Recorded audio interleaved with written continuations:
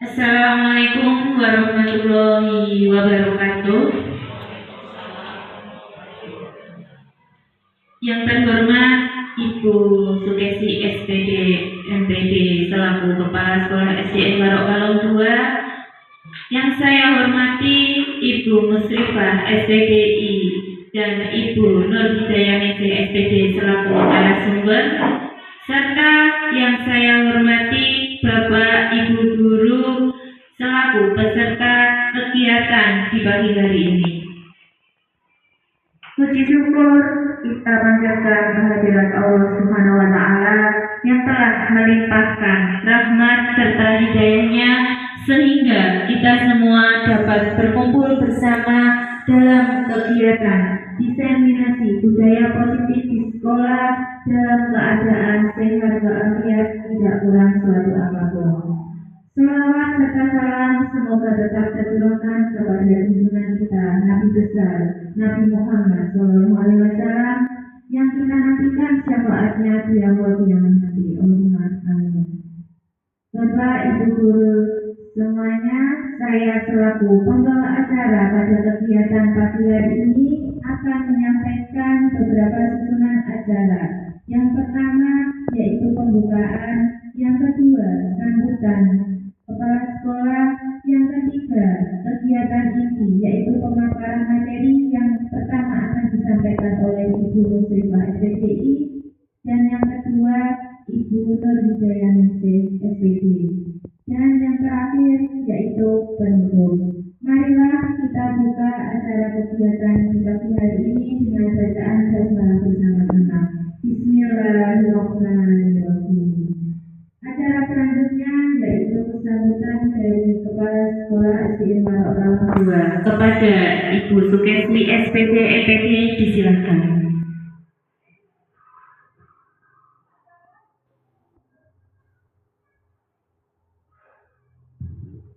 Bismillahirrahmanirrahim. Assalamualaikum warahmatullahi wabarakatuh.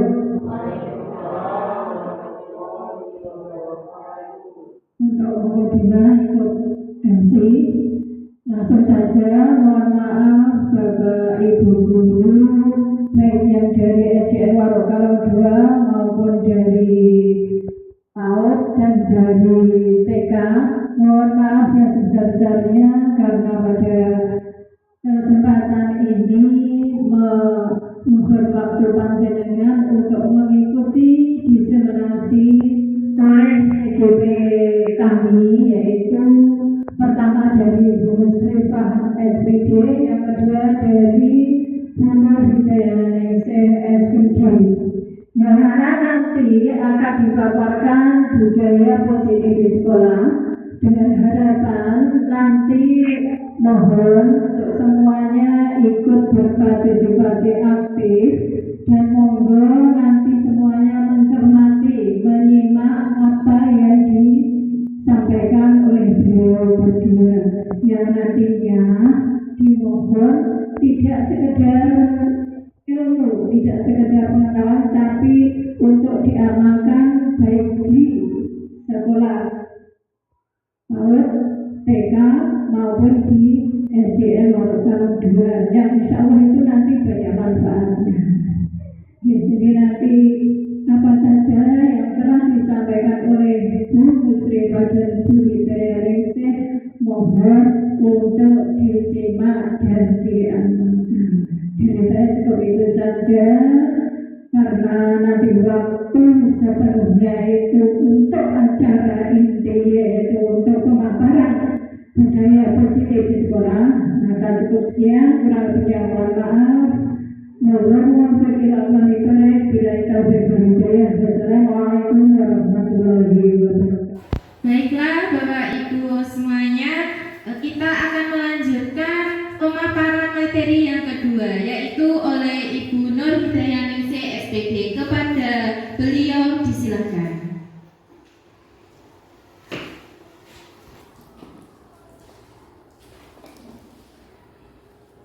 Bismillahirrahmanirrahim.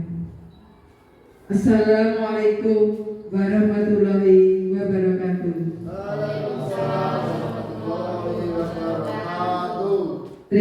kasih Bapak Ibu semua yang sudah meluangkan waktu dan untuk hadir pada acara kali ini. Kali ini perkenalkan dulu, saya Nur Hidayah Ningsih dari CGP Angkatan 11 dari 270 dengan PP Bu Yuli Wijayanti SPD dan Ibu Fasil Bu Wasiah.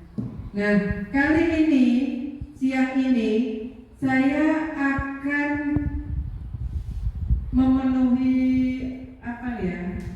dari aksi nyata, tugas dari aksi nyata, yaitu kita diseminasi budaya positif di sekolah.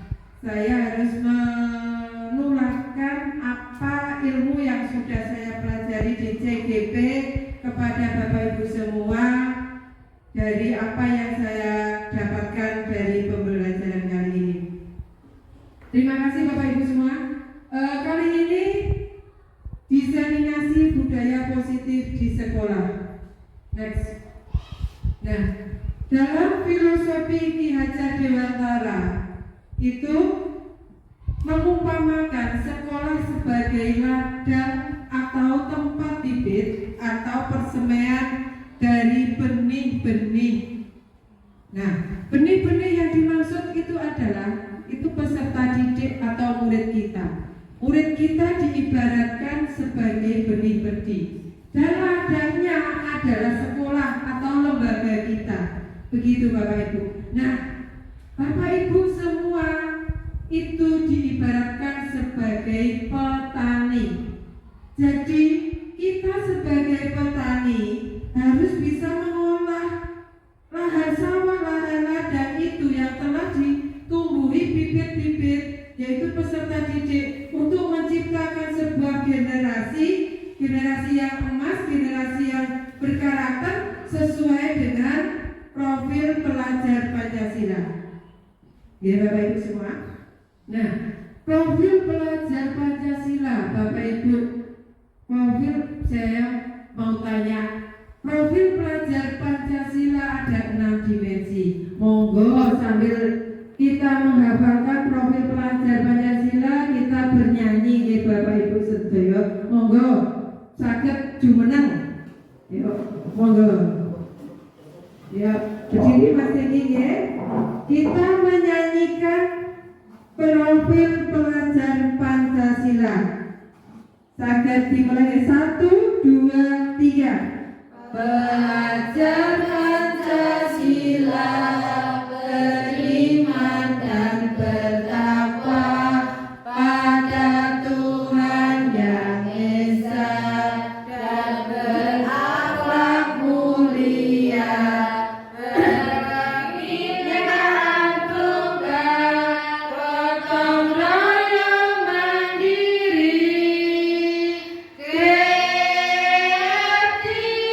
dan bernalar kritis. Sore, terima kasih buat Bapak Ibu semua sudah menghafalkan 6 dimensi dari profil pelajar Pancasila. Next. Nah, budaya positif di sekolah ini sangat berkaitan dengan profil pelajar Pancasila tadi ya, karena tujuan dari pembelajaran kita adalah mewujudkan dari apa yang sudah difilosofikan Ki Hajar Dewantara tadi. Next. Pertanyaannya. Nah, ini ada pertanyaan. Apa itu budaya positif dan apakah di sekolah kita sudah tercipta budaya positif? Tadi ya. Next. Budaya positif. Ya, satu-satu dulu. Budaya positif. Budaya positif merupakan perwujudan dari nilai-nilai kebajikan universal yang diterapkan di sekolah. Jadi, budaya positif itu sebenarnya Bapak Ibu semua itu sebenarnya sudah melaksanakan ya.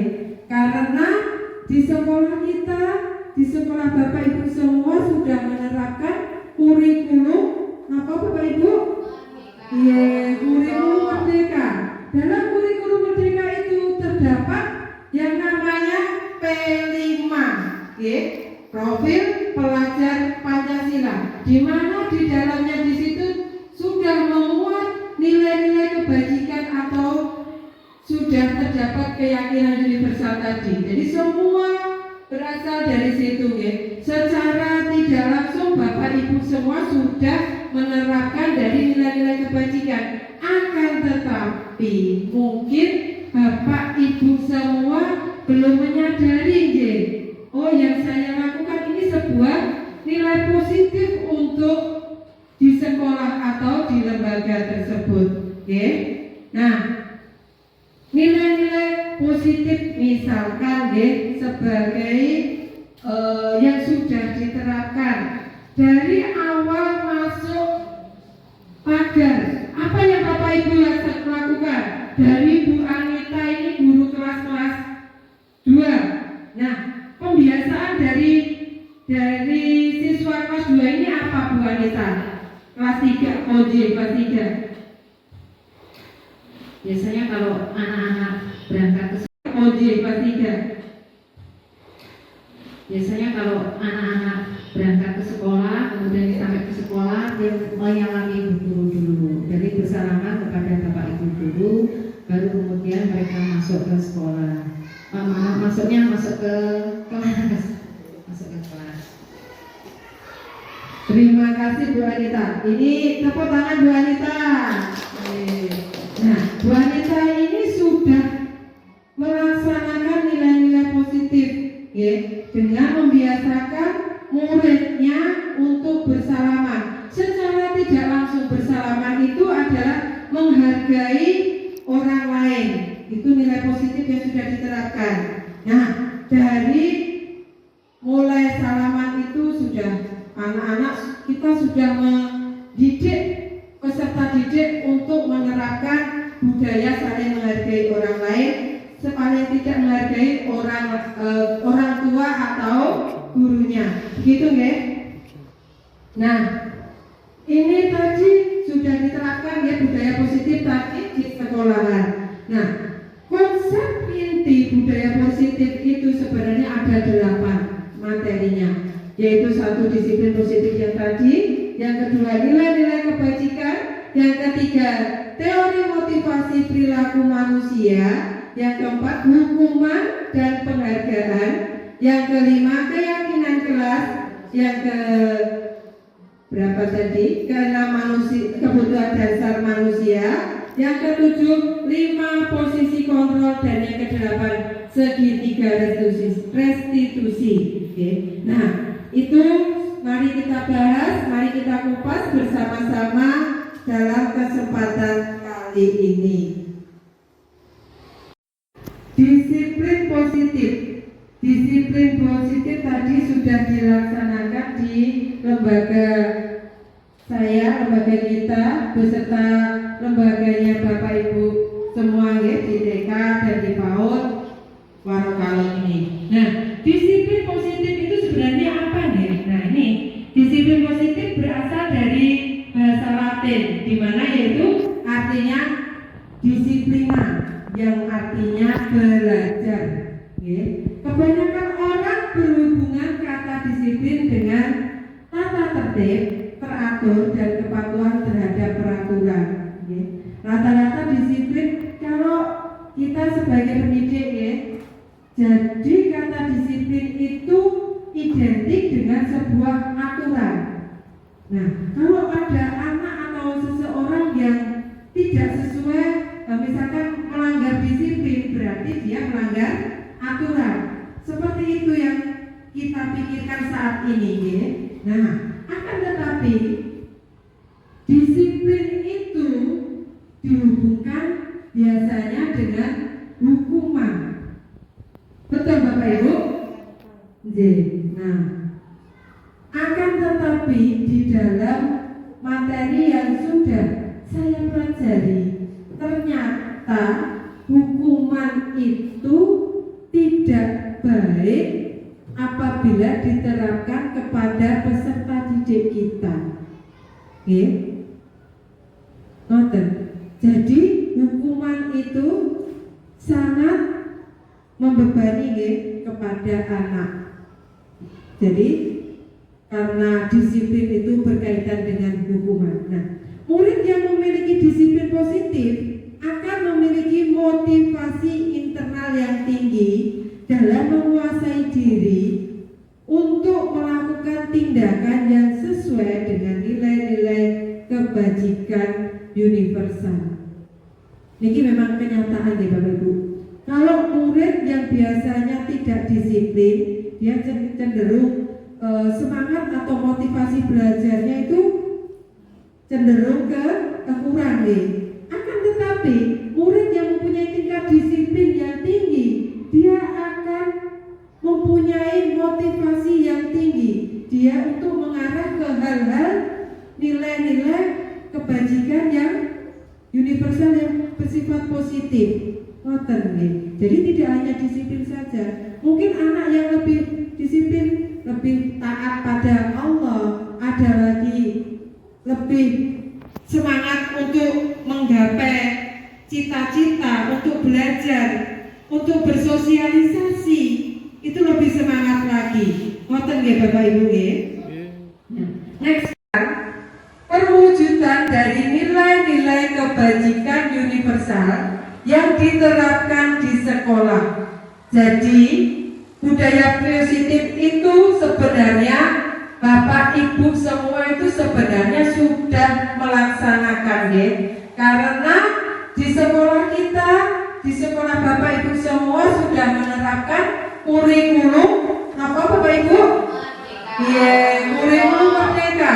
Dalam kurikulum merdeka itu terdapat yang namanya P5, ya, profil pelajar Pancasila, di mana di dalamnya di situ sudah memuat nilai-nilai kebajikan atau sudah terdapat keyakinan universal tadi. Jadi semua berasal dari situ, ya. Secara tidak langsung Bapak Ibu semua sudah menerapkan dari nilai-nilai kebajikan. Akan tetapi mungkin Bapak Ibu semua belum menyadari, oh yang saya lakukan ini sebuah nilai positif untuk di sekolah atau di lembaga tersebut. Nah, nilai-nilai positif misalkan sebagai yang sudah diterapkan dari awal masuk pagar. Apa yang Bapak Ibu lakukan? Disiplin positif. Disiplin positif tadi sudah dilaksanakan di lembaga saya, lembaga kita beserta lembaganya Bapak Ibu semua ya, di TK dan di PAUD Warokalong ini. Nah, disiplin positif itu sebenarnya apa nih? Nah, ini disiplin positif berasal dari bahasa Latin, di mana yaitu artinya disiplina, yang artinya belajar. Kebanyakan orang berhubungan kata disiplin dengan tata tertib, teratur, dan kepatuhan terhadap peraturan. Rata-rata disiplin kalau kita sebagai pendidik jadi kata disiplin itu identik dengan sebuah aturan. Nah, kalau ada anak atau seseorang yang tidak sesuai, misalkan melanggar disiplin, berarti dia melanggar aturan. Seperti itu yang kita pikirkan saat ini. Nah, akan tetapi disiplin itu dihubungkan biasanya dengan hukuman. Betul Bapak Ibu? Nah, akan tetapi di dalam materi yang sudah saya pelajari, ternyata hukuman itu tidak baik apabila diterapkan kepada peserta didik kita. Jadi hukuman itu sangat membebani kepada anak. Jadi karena disiplin itu berkaitan dengan hukuman. Nah, murid yang memiliki disiplin positif akan memiliki motivasi internal yang tinggi dalam menguasai diri untuk melakukan tindakan yang sesuai dengan nilai-nilai pendidikan universal. Ini memang kenyataan ya Bapak Ibu. Kalau murid yang biasanya tidak disiplin, dia cenderung semangat atau motivasi belajarnya itu cenderung kurang nih. Akan tetapi murid yang mempunyai tingkat disiplin yang tinggi, dia akan mempunyai motivasi yang tinggi. Dia untuk mengarah ke hal-hal nilai-nilai kebajikan yang universal yang bersifat positif. Jadi tidak hanya disiplin saja.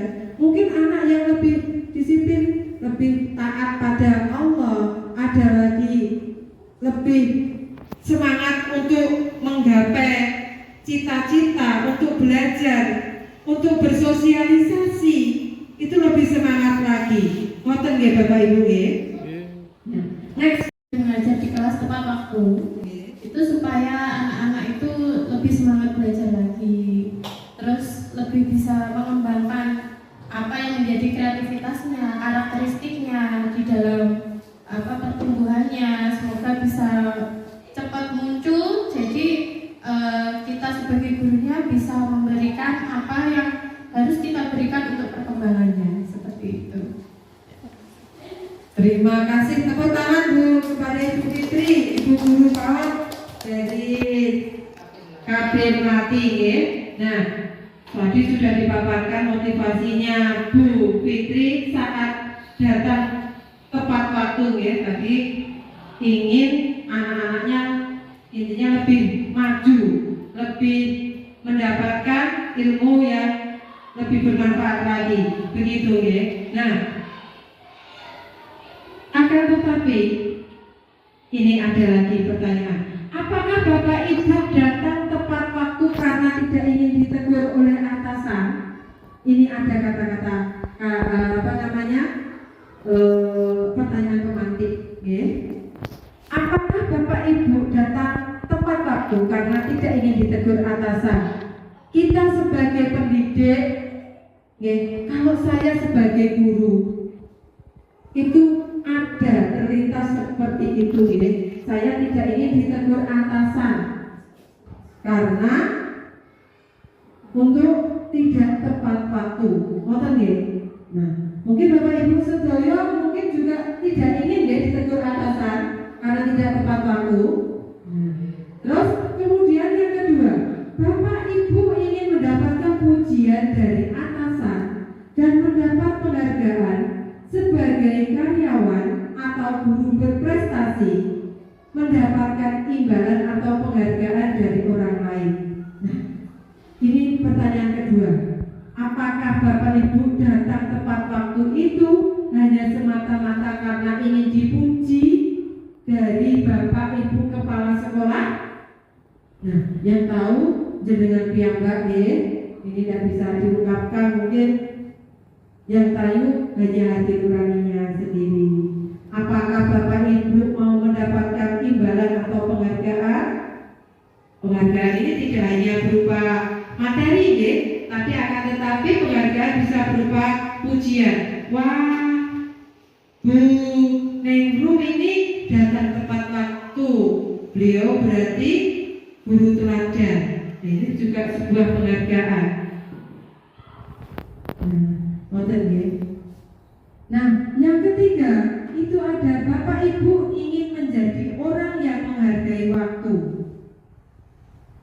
menghargai diri sendiri sebagai teladan bagi murid-murid, karena Bapak Ibu percaya tindakan Bapak Ibu sebagai guru akan dicontoh oleh murid-murid menghargai nilai-nilai diri sendiri. Ini tadi sudah seperti yang dipaparkan dari Bu Fitri ya. Tadi Bu Fitri mempunyai semangat juga seperti itu, menghargai diri sendiri karena sejatinya guru adalah digugu dan ditiru. Digugu apanya? Nah, kita setiap tindak tanduk dari kita sebagai pendidik, sebagai guru, setiap ucapan dan setiap tindakan adalah teladan bagi murid-murid kita.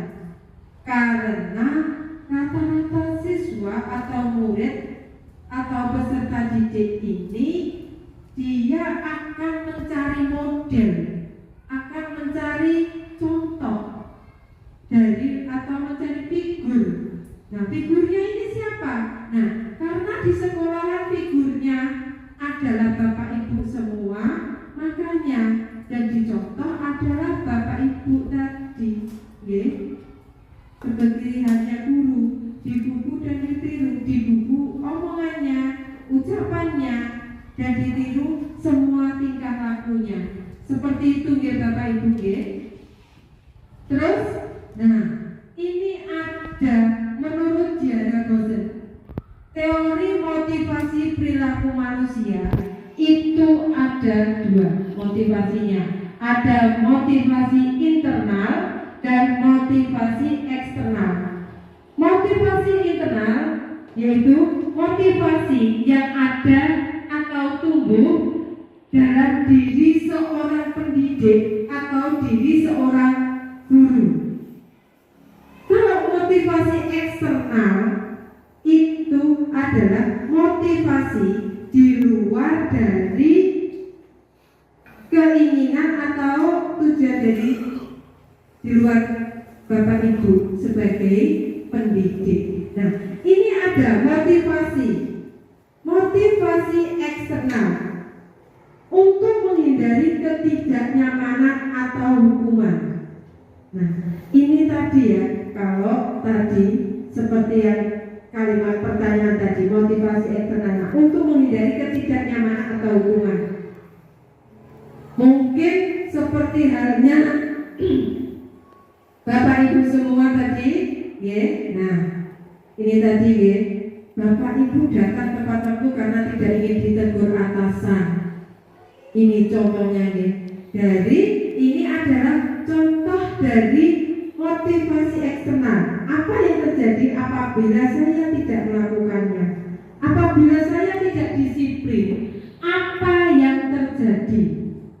Nah, mungkin akan mendapat hukuman, atau mungkin akan mendapat sanksi, atau mungkin saya dimutasi. Begitu Bapak Ibu? Nah, terus kemudian ada lagi motivasi eksternalnya untuk mendapatkan imbalan. Tadi imbalan bisa berupa barang. Nah, materi berikutnya yaitu hukuman, konsekuensi, dan restitusi. Sekarang saya mau tanya pada Bu Suci, kira-kira kalau ada siswa yang mencoret buku temannya, apa tindakan Bu yang Bu Suci lakukan kepada murid tersebut? Terima kasih atas waktunya. Tindakan saya adalah memberikan arahan pada anak tersebut bahwa kalau mencoret buku temannya itu adalah kurang bagus. Nah, kalau ingin mencoret buku temannya, baiknya permisi atau minta izin dulu kepada yang berhak, boleh atau tidaknya.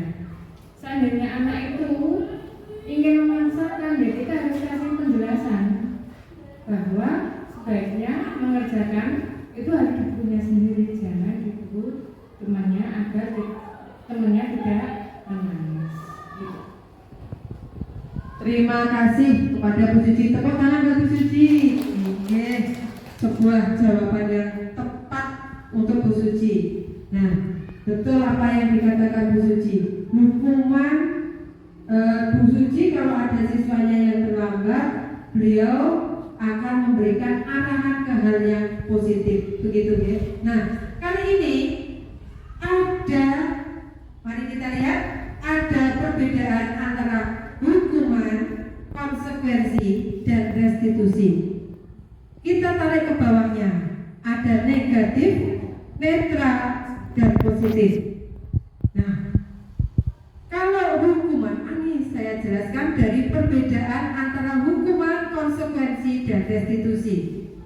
Kalau hukuman, nah kita memberikan kalau hukuman itu merupakan identitas gagal. Nah, kita sebagai pendidik, tugas kita mengubah identitas gagal tersebut menjadi identitas yang sukses.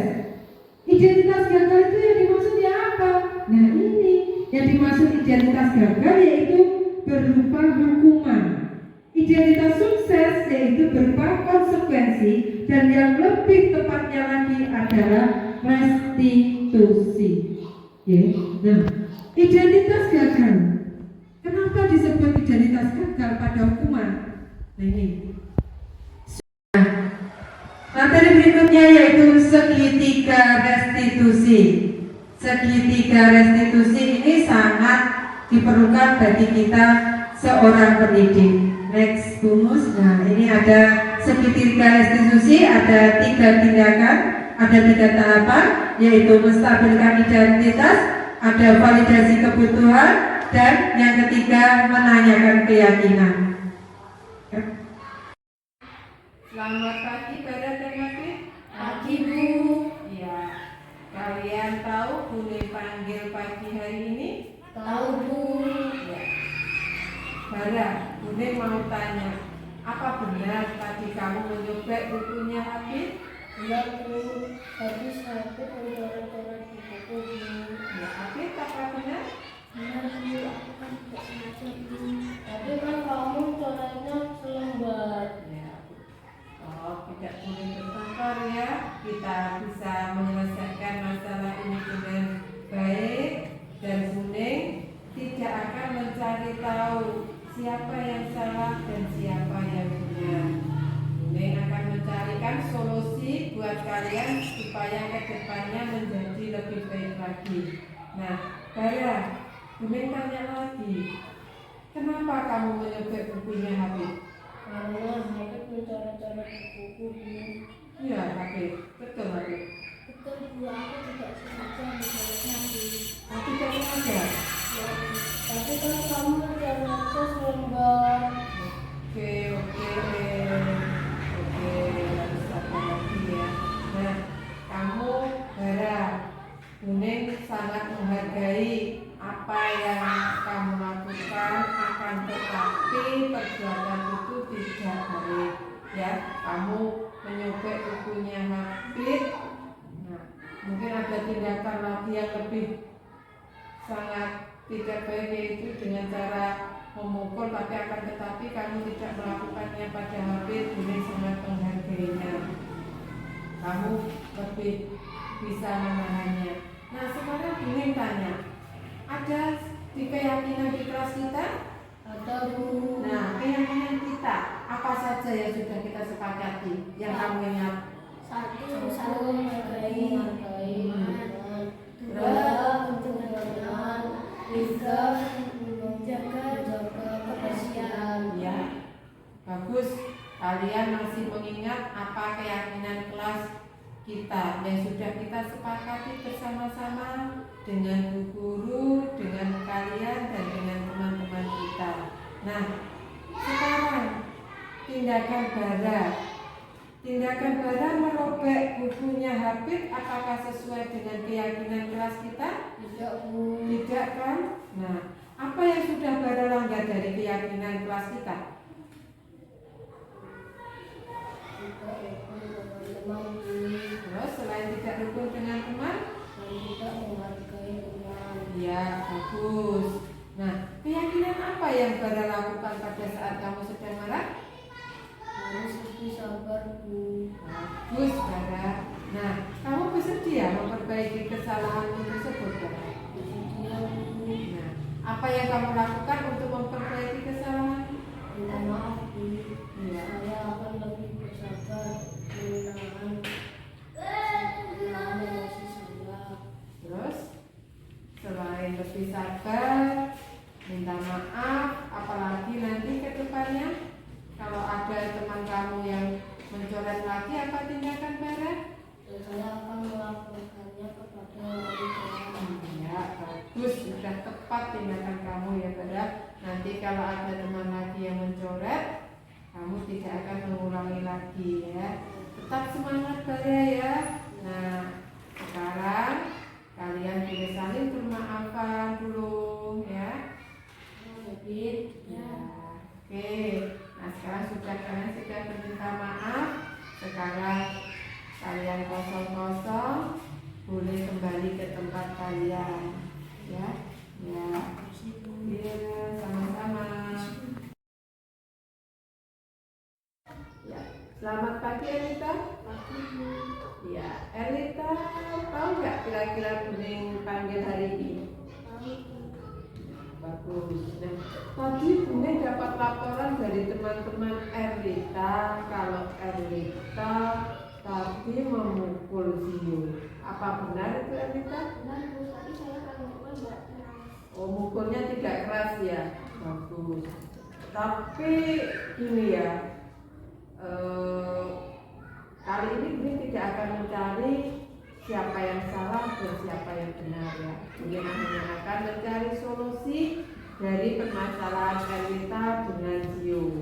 Zio marah nggak kalau Elita pada saat Elita pukul? Marah. Oh iya. Nah, tadi Elita memukul Zio kenapa? Oh begitu. Zio-nya mengejek Elita karena Elita nilainya jelek. Gitu ya permasalahannya. Nah, kalau menurut Elita, kalau tindakan memukul itu benar apa salah Elita? Nah, tapi betul ya, salah ya. Terus si Buning sangat menghargai apa yang Elita lakukan, apa yang Elita putuskan memukul Zio, tapi pelan. Mungkin Elita bisa saat diejek bisa berbuat memukul yang lebih keras lagi, tapi Elita tidak mau memukul dengan keras. Ini sangat menghargai itu ya. Elita mengambil sikap seperti itu. Akan tetapi sikap Elita itu kurang tepat ya. Nah, Elita tahu nggak ada keyakinan di kelas kita? Tahu. Ingat nggak apa itu keyakinan kelas di kelasnya Elita? Apa saja coba ingin tahu? Elita ingat nggak keyakinan kelas yang ada di Elita, kelasnya Elita? Apa? Aku menghargai benar. Ya.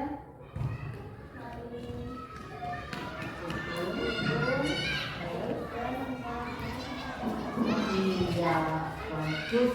Elita sudah mengingat keyakinan kelas yang ada di kelasnya Elita. Nah, kalau Elita memukul Zio, kira-kira sesuai dengan keyakinan di kelasnya Elita tidak? Tidak. Keyakinan mana yang kira-kira Elita langgar? Apa? Ya, kalau Elita memukul Zio, kira-kira pola apa? Keyakinan mana yang Elita langgar? Iya, terus tidak saling. Terus apa lagi? Selain tidak menghargai, keyakinan kelas yang mana? Betul? Iya. Nah, kalau Elita melanggar keyakinan kelas tersebut, apa akibatnya di kelas Elita? Iya, kelas gaduh, tidak nyaman, ya kan? Dan berantem terus. Tindakan Elita itu kan sudah melanggar apa itu tadi, melanggar keyakinan kelas ya. Apa yang sudah Elita langgar tadi? Keyakinan apa yang kamu lakukan pada saat kamu sedang marah?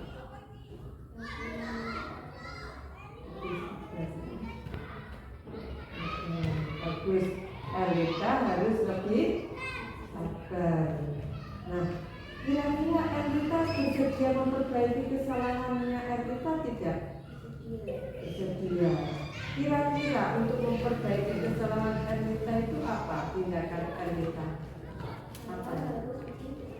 Iya, Elita harus lebih bersabar. Kalau ada teman yang mengejek lagi, Elita harus bersikap sabar. Tepat sekali ya tindakan Elita. Buning akan apa itu mendukung Elita Oh, ada lagi yang merobek ngecek-ngecek lagi. Elita selain harus sabar bagaimana? Menahan emosi, terus tidak menahan emosi, terus melaporkannya ke siapa? Ke wali kelas atau guru lain. Iya, nanti kalau ada teman yang mengejek, Elita akan melaporkannya ke wali kelas ya, atau guru lainnya ya. Ya, tepat sekali tindakan Elita ya. Ya, mudah-mudahan Elita ke depannya lebih baik lagi ya. Tetap semangat Elita ya. Oke, perbaiki terus kesalahannya, terus berbuat baik ya Elita. Oke, tetap semangat Elita. Iya, sama-sama. Itu masuknya pada restitusi. Apa itu keyakinan kelas? Nah, keyakinan kelas ada pertanyaan tematik berikutnya. Kemudian keyakinan kelas itu adalah seperti halnya yang kalau kita sebelum mempelajari guru penggerak adalah merupakan peraturan kelas atau tata tertib. Okay. Terus kemudian setelah peraturan kelas ada lagi 5 posisi kontrol manusia. Okay. Bungus, ada 5 posisi kontrol manusia. Nah, kalau aturan kamu harus mematuhi aturan. Kalau tidak mematuhi aturan, putar 3 kali. Itu hukuman. Kalau peraturan, apa peraturan? Apa peraturannya? Apa keyakinan kelasnya? Dipertanyakan. Apa kesepakatan dengan guru, dengan muridnya, dan dengan lainnya? Nah, mampukah kalian melakukan keyakinan kelas tersebut? Nah, itu ya. Terus mampukah kalian melakukannya? Itu dikembalikan pada murid. Jadi anak introspeksi pada apa yang sudah dilakukan. Kalau restitusi, nah ini kalau peraturan ya. Kalau restitusi itu keyakinan. Kalau pada konsekuensi, maaf ya tadi. Kalau konsekuensi tadi peraturan, kalau restitusi itu sebuah keyakinan. Keyakinan kelas ya. Kelas yaitu tadi ya, kalau hukuman konsekuensi ada restitusi. Nah, kalau keyakinan kelas itu masuknya pada restitusi. Apa itu keyakinan kelas? Nah, keyakinan kelas ada pertanyaan pemantik berikutnya. Kemudian keyakinan kelas itu adalah seperti halnya yang kalau kita sebelum mempelajari guru penggerak adalah merupakan peraturan kelas atau tata tertib. Okay. Terus kemudian setelah peraturan kelas ada lagi 5 posisi kontrol manusia. Okay. Terus ada 5 posisi kontrol manusia.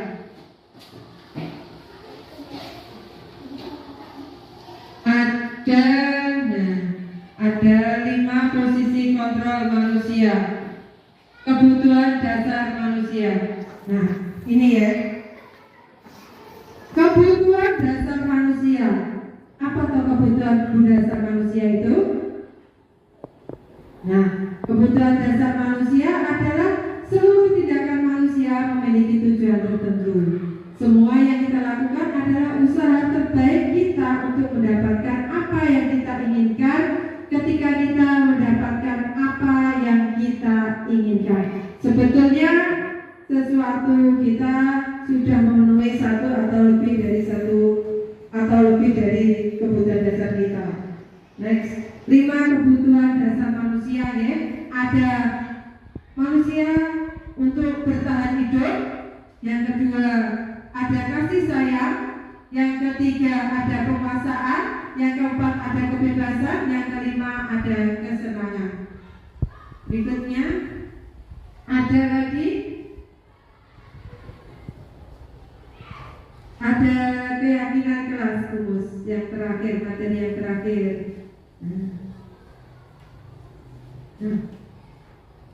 Kemudian, nah ini ada potong aja mas, potong dulu.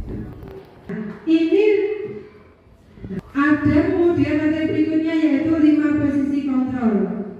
5 posisi kontrol manusia sebagai pendidik, yaitu ada penghukum, pembuat rasa bersalah, ada teman, ada pemantau, dan ada manajer. Nah, materi berikutnya yaitu segitiga restitusi. Segitiga restitusi ini sangat diperlukan bagi kita seorang pendidik. Next, Gumus. Nah, ini ada segitiga restitusi, ada 3 tindakan, ada 3 tahapan, yaitu menstabilkan identitas, ada validasi kebutuhan, dan yang ketiga menanyakan keyakinan. Nah, dari materi yang telah saya paparkan tadi ya Bapak Ibu semua, jadi bisa kita rangkum ya. Jadi sebagai guru atau sebagai pendidik, kita bisa memberikan contoh atau teladan yang baik kepada peserta didik melalui budaya positif dan mampu menyelesaikan setiap masalah yang dihadapi peserta didik dengan menggunakan segitiga restitusi, sehingga anak atau peserta didik tersebut akan menjadi bertanggung jawab, nyaman dengan semua yang mereka lakukan. Jadi semua permasalahan dari peserta didik kita dapat terselesaikan dengan menggunakan segitiga restitusi tersebut. Demikian pemaparan dari saya. Apabila ada kurang dan lebihnya, saya mohon maaf. Akhirul kalam, billahi taufiq wal hidayah. Wassalamualaikum warahmatullahi wabarakatuh.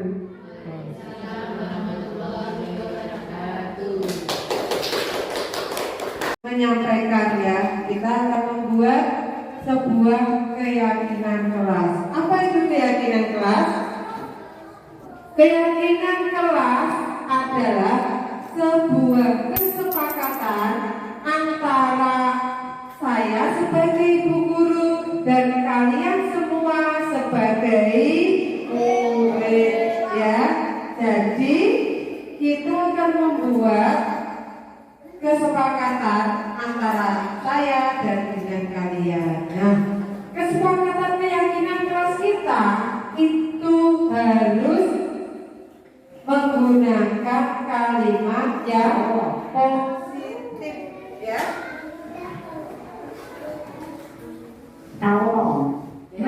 Kalimat menggunakan kalimat positif. Jadi tidak menggunakan kalimat tidak. Ya. Nah, kali ini kita akan membuat kesepakatan kelas. Budi mau tanya, kalian menginginkan kelas yang bagaimana? Ayo, ya bareng apa? Lingkungan yang bersih. Terus masalah apa? Apa? Tunjuk tangan. Kelas apa yang bagaimana? Ya, nyaman. Apa lagi? Nah, oke, ya kan? Kalian menginginkan kelas yang nyaman, aman. Apalagi tadi bersih. Apalagi kelasnya. Kalau misalkan ada teman yang meminjam pensil kamu, apa yang kamu lakukan? Izin dulu, pinter ya.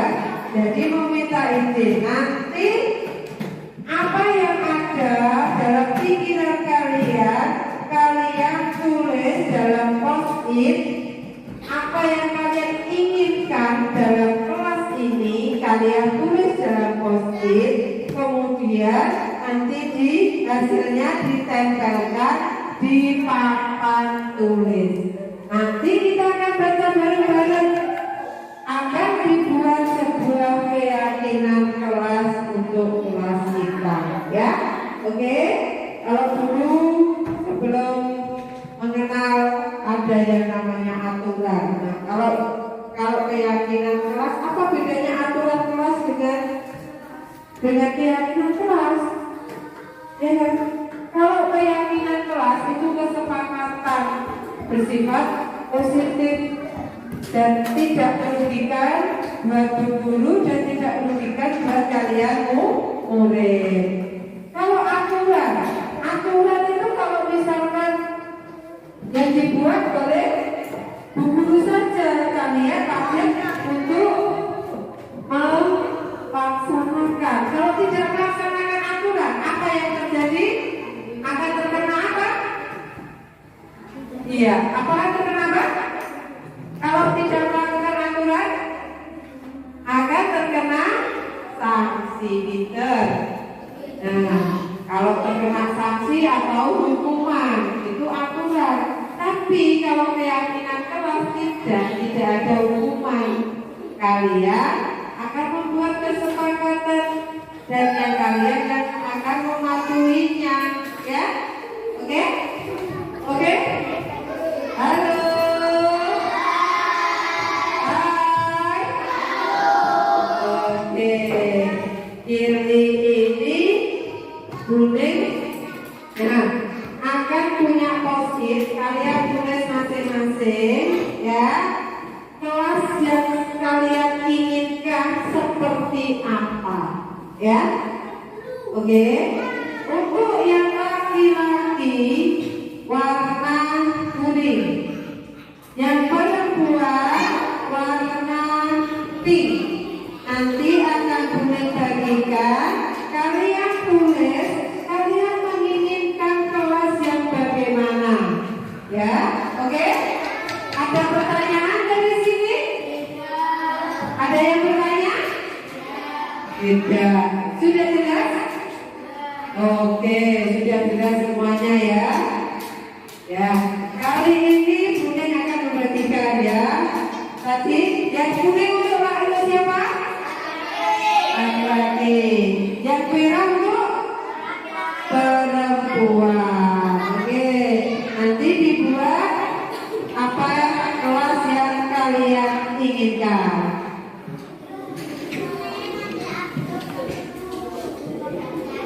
Ada ini post-it. Oke, ya.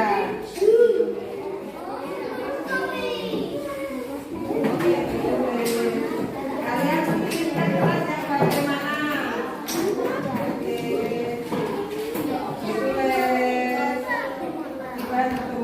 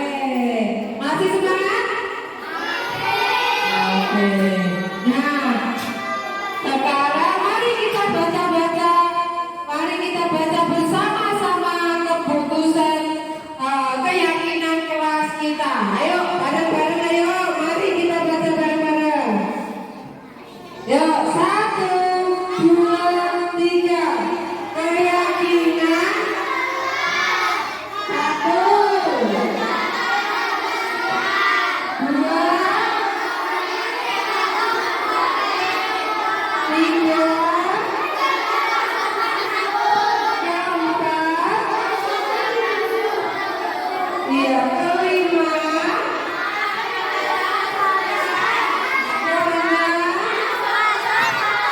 Iya, pinter. Coba mungkin mau Sepia membacakannya lebih lantang lagi, ya. Itu bersifat keyakinan kelas kita. Oke, bacakan. Keyakinan kelas 1. Menjaga kebersihan. 2. Menghormati atau menghargai semua warga kelas.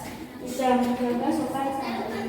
4. Keluar atau tidak masuk kelas nanti guru. 5. Makan pada saat istirahat. 6. Masuk kelas tepat waktu.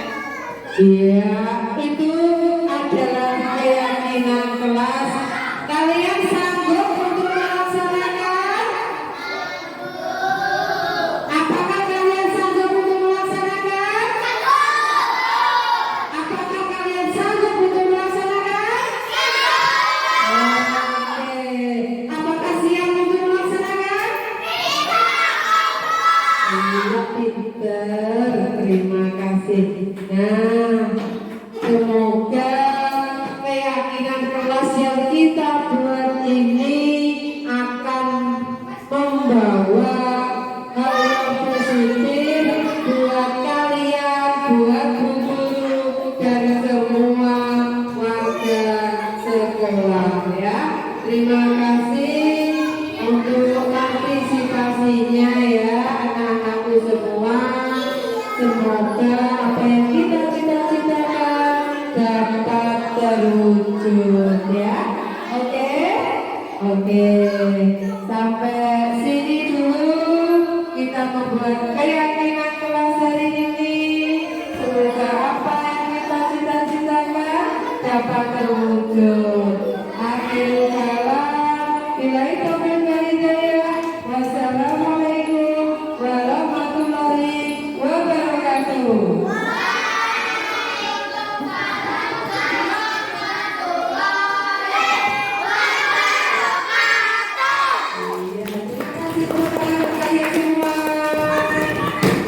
Itu umpan balik. Kepada Bapak Ibu yang ingin memberikan umpan balik, disilakan.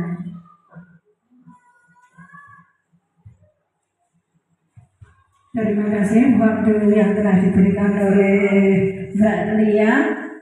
Mohon maaf sebelumnya ini saya akan berikan umpan balik terhadap narasumber kita, yaitu Bu Nur Hidayah Ningsih dan Bu Musrifah.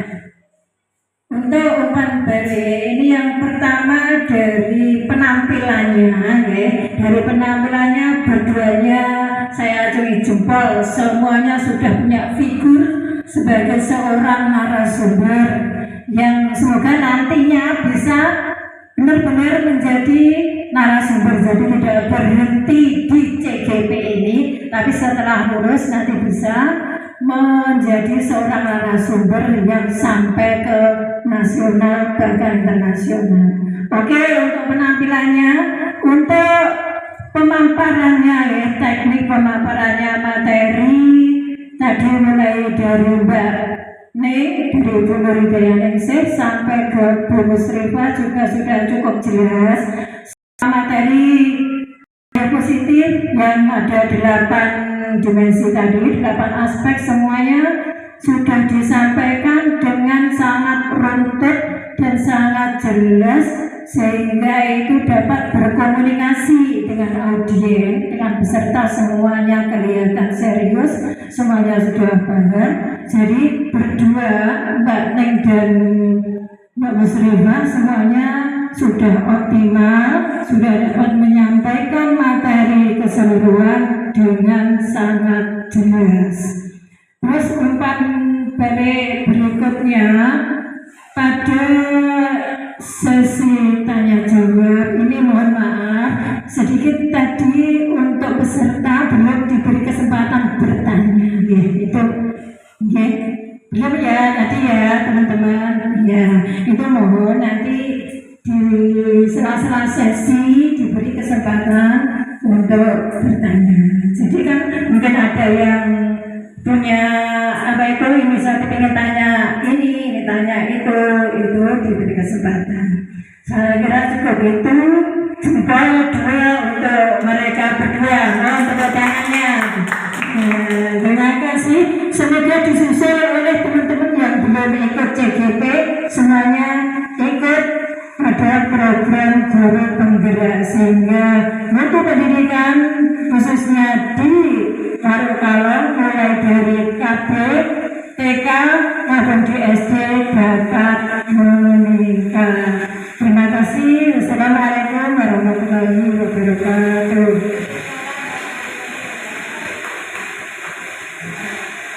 Terima kasih kepada Ibu Sukesi atas materinya. Baiklah Bapak Ibu.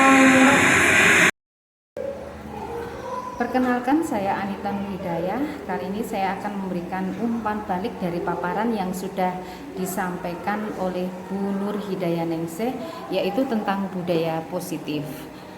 Dari paparan yang sudah disampaikan sudah bagus, kemudian audiennya juga diajak untuk berpartisipasi, jadi sudah bersifat interaktif. Jadi karena mengajak audien untuk berkontribusi dalam pemaparan tadi, dan temanya pun sangat-sangat menarik. Karena apa? Karena budaya positif ini sangat bagus untuk dikembangkan dan diterapkan di sekolah, karena di sekolah merupakan tempat pendidikan awal yang mendidik siswa bagaimana mereka untuk berperilaku positif di sekolahan maupun di tempat tinggalnya. Terima kasih.